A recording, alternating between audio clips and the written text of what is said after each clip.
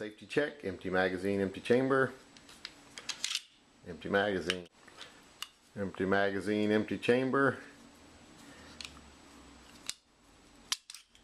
empty magazine, empty magazine, empty chamber, empty magazine. Okay, today I'm going to make a quick video here to discuss the Kahr pistol lineup. Not so much I'm not going to discuss different models, but I'm just going to discuss the process that goes into building a Kahr and why I think they're such a good gun. I'll center mainly on the three Kahrs that I currently own: Kahr PM40, Kahr MK40 Elite 03, Kahr K40 Elite 03. Those are the three I'll go over with mostly, or completely today. The three things I'm really going to touch on mostly are build quality, the barrels, and the fire and the triggers. Those are the three main topics I'll talk about. But we'll discuss a whole bunch of little different things about how they're made, why I think they're so well made, how I think they're so well made. I'll discuss what I think is really good about them, and maybe a couple of things I think is not so good about them. But we'll talk a lot about this line in the next few minutes, and hopefully give you a little introduction to them if you're not familiar with them. So let's get moving. One thing about Kahr is they were a little neglected there for a while. When I first bought my first Kahr, which was this one, the Kahr MK40 Elite 03, which is an excellent carry gun, Kahrs weren't getting a lot of the recognition they deserved. They really weren't being looked at as a premier carry gun like they should have been, in my opinion. That has changed a little in the last few years, partly in fact in case I think to their little polymer series line. This is the PM40, which is the same gun as the MK40 as far as barrels go. I mean, same barrel size, same length, same width. Now it is noticeably thinner. Put my fingers on the trigger here so you can see, but it's noticeably thinner in the grips, because this has a grip panels on it. This doesn't, because it's polymer frame. This has the wood grip panels, which makes it even a little thicker, but this has the advantage of being thinner for concealed carry. Much lighter too, doesn't have the thick stainless steel frame. So this gun and the ones like it really helped it with popularity. I think another one that helped it with popularity was the CW series, which is like a lower grade version of a polymer version of the K40. The P40 would be the polymer version of this with the polymer frame, and the CW40 would be this polymer gun but with a less refined slide. Wouldn't have, you know, all this milling on it. Doesn't have a few other features which we'll discuss here in a little bit. But these are the guns I have, and these are some. I bought these back when Kahr wasn't getting, like I said, the recognition it deserved. I think that's changed nowadays. I think they're really coming into their own. But we'll go on and talk a little bit more about that in a few minutes when we discuss the build process and a few other things about them. One of the things that makes Kahr such a well-made gun is that it's a very modernly produced gun. Like I said, it is all CNC milled pieces, from the slide, frame, everything done very precisely. I like to say, if you've held one Kahr, you've held them all. That sounds like a bad thing in some circumstances, but as far as Kahr pistols go, or any manufactured pistol like this, that's a great thing, because they put so much effort into making sure every gun is exactly the same. You don't have this wide swing of quality across the guns. So, you know, you have a very well-made gun all the way around. If you've got one good one, your neighbor's going to buy one, he's going to get a good one. It's just the way it is. They don't tend to have a lot of defects inherent to the gun. The guns seem to hold up pretty well. In fact, some people say they're one of the most reliable guns made due to their rigorous testing policies, and I kind of agree with them. I've never had a failure from any of my Kahrs, not even right out of the box. The slide is made from 416 steel, stainless steel. I mean, it's heat treated and tempered, so it's very strong but still very compact. It is, I believe at one time it was the slimmest gun slides made, and I think that might still be true of full-time production guns. You know, mass-produced guns, these are the slimmest slide of major producers. I don't know if they're counting things like, of course they're not counting things like Camp and Rohrball, but those tend to be small, more boutique production lines. And plus, Camp is a 380, and the Rohrball is only a 9mm, and I don't think it's really any much thinner than this, if any. So I'm not sure if they include those or not, but really well made, very slim, very sturdy frame. I mean, you can just feel it. You can feel the quality. You know, sometimes when you feel steels that are a lower quality, you can just tell it from holding them. This is not the case with this. Very nicely well made slide. Very nicely well made gun, period. I mean, it's just top quality production methods, very modern, nothing outdated or time consuming, you know, just very well made gun. Another aspect of this gun that makes it shoot really well, as you can see, the recoil spring assembly, two-piece system, two-spring system. This does a really good job of helping tame the recoil on such a short gun. You can see that's not a very long recoil spring assembly there. Guide rod and recoil spring. It's got the two-piece and the two springs. Does really well. I really like that feature of the gun. It does make it a little bit more difficult for disassembly and cleaning, but still, very nice feature that helps tame a small gun. One of the most important features about Kahr pistols that you can't do a video on Kahr without discussing is the barrels. They're very well made barrels. These are actually machined down from they're a one piece. They're not, sometimes you'll see two-piece barrels where this is a separate part, but these are one piece. This starts out as a big sleeve of stainless steel with a little hole down the middle of it, which I believe is made for them by Walther. Then they just basically mill it all down, get a flat square here, tube here, then mill out all the pieces here, the feed ramp, everything, the lockup. Produces a really nice barrel in the end from that one piece design, but there's a couple of features about this barrel that make it more unique than just the materials and the way it's made. As you can see there is the typical, I don't know if, yeah, I guess it is patented, offset feed ramp. As you can see, there's a gap down one side. That allows the trigger bar in the gun right there, I don't know if you can see that or not, but it's in there. That allows that to travel up high alongside the feed ramp.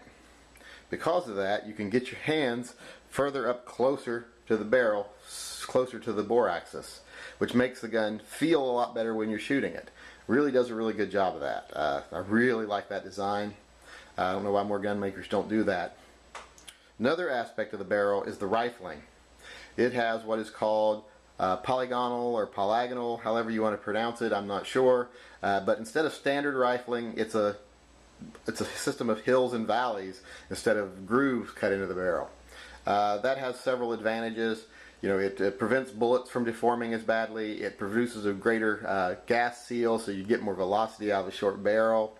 It creates a stronger barrel because you don't have the weak points where the grooves are. There's just several advantages to that type of barrel rifling. I'm not the expert on it. You may want to look up that aspect of the barrel, and you'll see there's a list of things that it does a lot better than a standard rifled barrel. I really like this. This is right here one of the keys to their success as far as I'm concerned. It not only takes a gun that's well made, but it's small, and this little feature right here makes the gun shootable, accurate, and powerful. Just the little features they put into this barrel. This barrel to me is the link pin that holds everything else together. This is the part that makes the whole package work. So don't underestimate this barrel. It's a great barrel. Another thing you have to talk about when you talk about a Kahr is the trigger. I've discussed this in other videos, but this is easily one of the smoothest triggers in the business. It is so smooth. I can't even tell you how smooth the trigger it is. You really have to feel it for yourself, but if you like double action triggers, this is a great trigger. I mean, just amazingly smooth. Light, you know, I'll post the trigger weights on here when I get the exact trigger weight for you. I never can remember it off the top of my head, but pretty light for a trigger. The other aspect of the trigger that's really good is it's a striker fired pistol, but it's not a standard striker fired pistol. I've described this in other videos. It does what it is called I forget what they call it. I'll post what they call it again too. They have a special name for it, but basically what it is when the side cycles, it pulls the firing pin back, say 3/4, 4/5 of the way, and then when you pull the trigger actually pulls it back the rest of the way and releases it against the spring back here. It's held in place by a sear after the side cycles, and then when you pull the trigger, that tension you're feeling is pulling the firing pin back on the spring and then releasing it. Gives you a nice, smooth, easy release every time. And plus, since the spring is not held all the way back, it can't fire from the position it's in after the slide racks. The gun can't fire from this position. Even if the pin was let go right now, it wouldn't be enough force to fire the gun. You have to bring it back the rest of the way before it can fire. So that's kind of a safety feature. Plus the longer pull on the trigger is a safety feature. A lot of people talk about, oh, how can I lighten up the trigger on my Kahr? I'm like, I wouldn't. That's the safety. The safety is that double action pull. So really one of the best triggers in the business. I'm not sure why people would want to mess with it, but some people, you see some people online all the time asking about how do I muck with my trigger, and just something I wouldn't recommend on these guns. As I have said, one of the guns that really helped Kahr come into their own as far as popularity is their polymer line. This is the PM40. The 40 caliber version. I had the PM9. I switched up to the PM40. Not sorry that I did. This really handles the 40 caliber very well. Much more than you would think such a small gun with a lightweight polymer frame would do. One of the keys to their success is their very slim polymer frame. The PPS from Walther is billed as a very slim gun, but I replaced it with a Kahr because the Kahr was actually better to me. I mean, it was just as slim, if not slimmer, and had a better grip angle and better grip thickness this way, length, I guess, than the PPS did. But their polymer frames make their guns very small, very lightweight, very easy to conceal. I mean, just very light. You don't get a lot of rounds on these and the MK40. I mean, it's, you get 6 rounds total from these. So it's like carrying a 6-shot revolver, but a little bit more potent caliber than a 38 Special. Not as much as a 357 Magnum, but more than a 38 Special. So really good gun. The polymer guns really helped them come into their own, which just started happening in the last few years. They were kind of ignored up until then. But just overall, all those features, when you combine them, make a really good gun. And I'm really fond of the Kahr line. There are some things about Kahr pistols that I don't like, and they're probably things you're going to think are like so nitpicky, but there's just a couple things I don't like. For one, they don't do the best job of fitting their magazines. I mean, can you see that gap right there on that magazine? I mean, yeah, that's not much, but to me, why can't that sit a little flusher? Why can't it be a little more formed? Just, I don't like that. Another thing that's not a personal preference of mine is they don't do a full length rail system for the slide. So you do see that little line of light right there. I don't know if you can see through the gun, but if you look through it, you can see through to the other side just a little bit. You see light coming through right here. That's because they don't do a full length guide rod, or excuse me, a full length rail.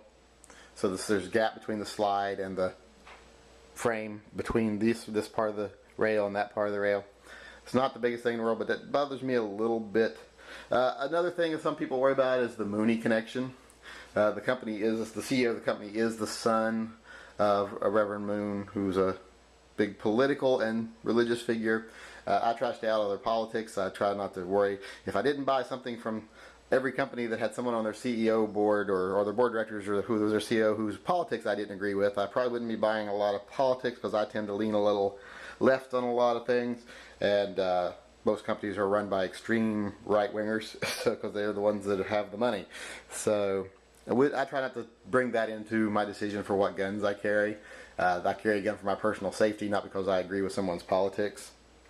But overall, like I say, not a whole lot wrong with them, but those are the things I don't like personally. One thing out of fairness I will mention is there seems to be some concerns with Kahr pistols that are made in the 45 caliber range. This gun is available in 45 caliber, not the PM4. There's a PM45. Most of the polymer versions of the guns are available in a 45. I have seen some credible reports of issues with the gun in 45 caliber. In my opinion, you're pushing too small of a gun too far when you put it in with a 45 in it. I can't swear to it or say, well, if you own a 45 Kahr, you're going to have a bad gun. I've never owned one, don't have any personal experience, but let's just say I have heard enough to make me cautious. So I would worry about that. And there also was, in the very early models of the Kahr polymer guns, a little problem with slide shaving. The frame riding on the, or the slide riding on the rails, touching a lot of polymer, shaving a lot of polymer off. They seem to have corrected that issue. I haven't seen that with any of the guns I've owned, and I've owned 4 of their polymer guns. And there was some early issues about frames deforming or cracking, but I never found any credible evidence on that. I always found like one story that was repeated the same, like verbatim by like 30 different people on the internet, but it was always the same story. So, you know, things like that just tend to get a life of their own and go on the internet. It's just kind of like the whole every 40 caliber Glock's going to explode in your hand thing. Just mostly talk. But as far as the current guns go, I just don't think you can beat them as far as concealed carry semi-automatics go. So to sum it up here, if you're looking for a carry gun and you want a semi-automatic platform with an easy trigger, Kahr is something you should definitely look at. Like I say, there's a lot of new Wonder 9s coming out now, a lot of slim polymer 9mm guns. They're really trying to catch up with Kahr. Kahr beat them to the market with that. Like the SIG P290 guns such as that coming out. They don't do anything better than Kahr in my opinion. They're just trying to catch up. Just like I said, great gun. Good shooters, very accurate, very reliable. I would not do myself the disservice of not at least looking at them. They have everything from the larger guns here that have more of a full combat feel to them when you're shooting them, like the K40 here.